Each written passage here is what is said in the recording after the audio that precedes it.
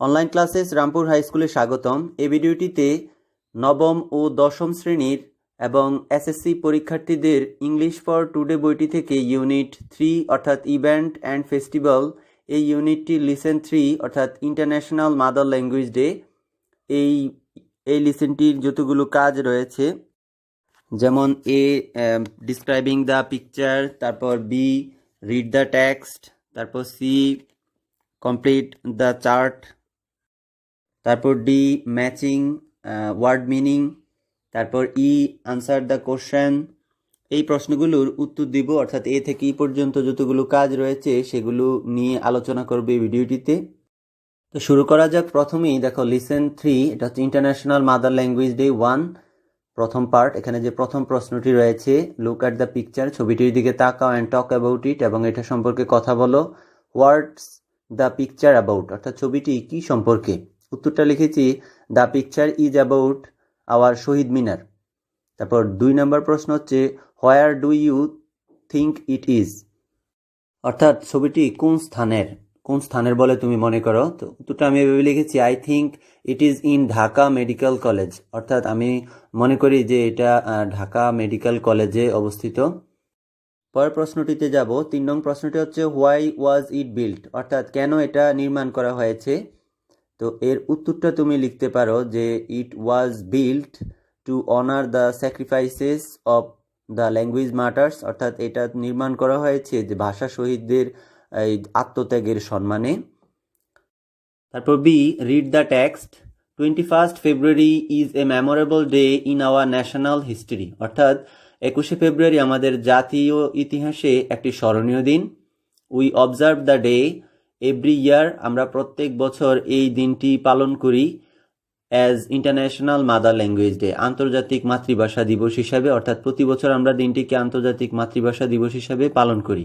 The day is a national holiday, অর্থাৎ দিনটি জাতীয় ছুটির দিন। On this day, we pay tribute to the martyrs who laid down their lives to establish Bangla as a state language in undivided Pakistan in 1952.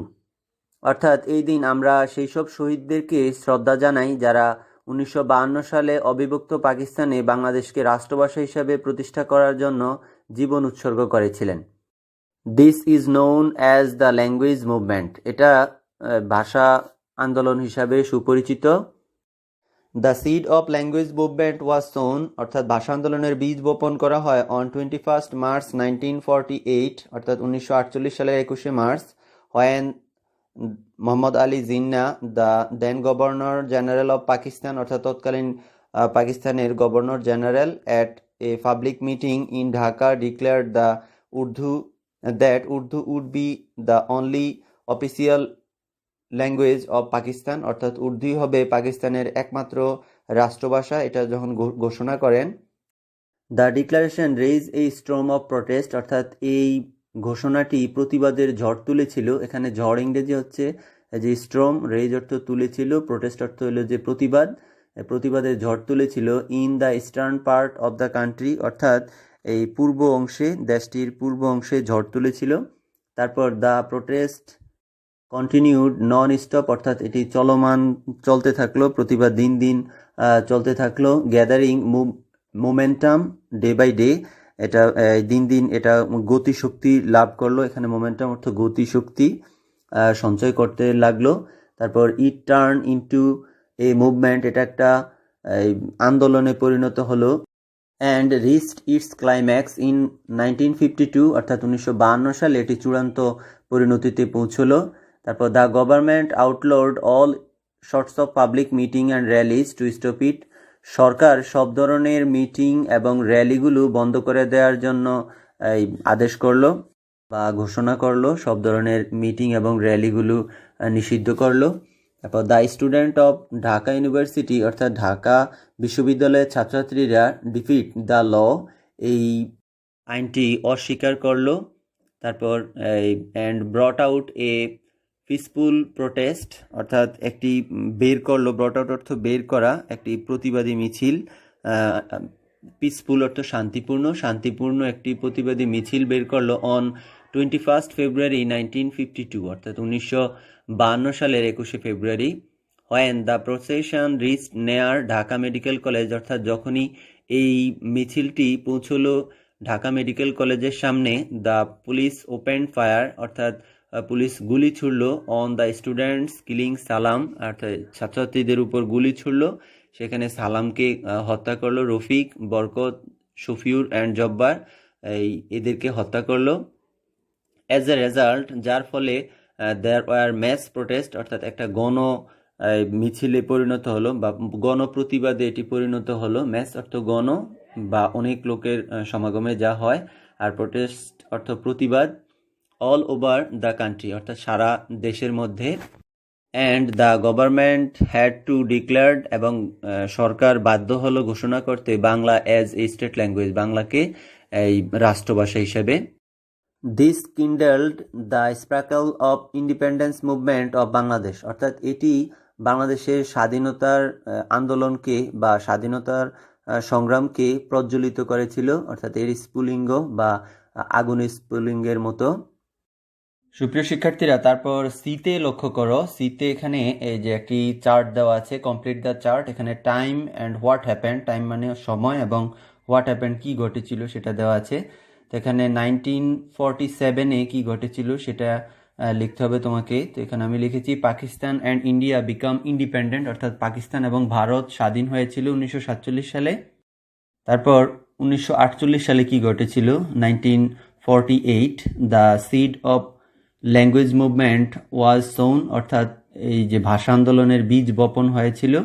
When Mohammad Ali Jinnah declared Urdu would be the only state language of Pakistan, যখন মোহাম্মদ আলী জিন্নাহ ঘোষণা করেছিলেন যে উর্দুই একমাত্র রাষ্ট্রভাষা হবে পাকিস্তানের।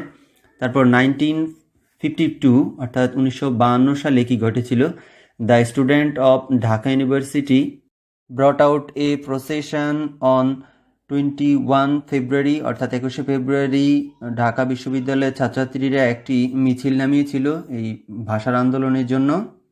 তারপর ডিতে লক্ষ্য করো, match the word with their meaning, অর্থাৎ এই শব্দগুলো মিল করো এদের অর্থের সাথে। এখানে ওয়ার্ডগুলো এবং মিনিংগুলো দেওয়া আছে, আমি এগুলো এইভাবে লিখেছি দেখো। প্রথম শব্দটি হচ্ছে ট্রিবিউট, এটার সাথে মিলে an act to show respect or admiration, এটা হচ্ছে শ্রদ্ধা দেখানো। তারপর climax, the more exciting point in time, অর্থাৎ চরম পর্যায়। আউটলো, আউটলো অর্থ টু ব্যান, বাতিল বা নিষিদ্ধ। তারপর ডিফে, ডিফে অর্থ টু রিফিউজ টু ওবে, অর্থাৎ অস্বীকৃতি জানানো বা অস্বীকার জানানো। তারপর প্রবুক অর্থ to cause or to simulate, অর্থাৎ প্ররোচিত করা। তারপর লিরেন্ট, লিরেন্ট শব্দের অর্থ হচ্ছে to go give in, to give in এটা হচ্ছে আত্মসমর্পণ করা। তারপর মোমেন্টাম অর্থ হচ্ছে the ability to keep increasing or developing, এটা হচ্ছে উদ্দীপ্ত হওয়ার ক্ষমতা। সবশেষে নাম্বার ইতে আনসার দোজ কোশ্চেন, অর্থাৎ এই প্রশ্নগুলির উত্তর দাও। প্রথম প্রশ্ন, why do we observe 21 February as the international mother language day, আমরা কেন 21শে ফেব্রুয়ারিকে আন্তর্জাতিক মাতৃভাষা দিবস হিসেবে পালন করি, এর উত্তরটা লিখেছি। We observe 21 February as international mother language day to pay tribute to the language martyrs, অর্থাৎ এই ল্যাঙ্গুয়েজ মাটার্স বা ভাষা শহীদদের সম্মান দেওয়ার জন্য আমরা আন্তর্জাতিক মাতৃভাষা দিবস হিসেবে পালন করি 21 ফেব্রুয়ারিকে। পরের প্রশ্নটি, হোয়াট হ্যাপেন্ড, কি ঘটেছিল, হোয়েন উর্দু ওয়াজ ডিক্লেয়ার্ড, যখন উর্দু ঘোষণা করা হয়েছিল as the only official language of Pakistan, পাকিস্তানের একমাত্র রাষ্ট্রভাষা হিসাবে ঘোষণা করা হয়েছিল। উত্তরটি লিখেছি, when Urdu was declared as the only state language of Pakistan there raised a storm of protest in East Pakistan and it continued, অর্থাৎ যখন উর্দুকে একমাত্র রাষ্ট্রভাষা হিসেবে পাকিস্তানে ঘোষণা করা হয় তখন একটি প্রতিবাদের ঝড় উঠেছিল পূর্ব পাকিস্তানে এবং এটা চলমান ছিল। তৃতীয় প্রশ্নটি হচ্ছে, the seed of independence was sown in 21 February 1952, অর্থাৎ স্বাধীনতার বীজ বপন করা হয় 1952 সালের 21 ফেব্রুয়ারি। Do you agree with the comment, অর্থাৎ তুমি কি এই মন্তব্যের সাথে একমত, অ্যান্ড হোয়াই এবং কেন সেটা লিখবে। তো উত্তর এভাবে লিখেছি, ইয়েস আই অ্যাগ্রি, হ্যাঁ আমি একমত। The seed of independence was sown in 21 February 1952 because, কারণ ইন দিস মুভমেন্ট, অর্থাৎ এই আন্দোলনের ফলে the people of East Pakistan, অর্থাৎ পূর্ব পাকিস্তানের লোকজন লার্ন হাউ টু স্ট্রাগল, অর্থাৎ শিখতে পেরেছিল কিভাবে যুদ্ধ করতে হয় অ্যাগেনস্ট অপারেশন অর্থাৎ শোষণের বিরুদ্ধে।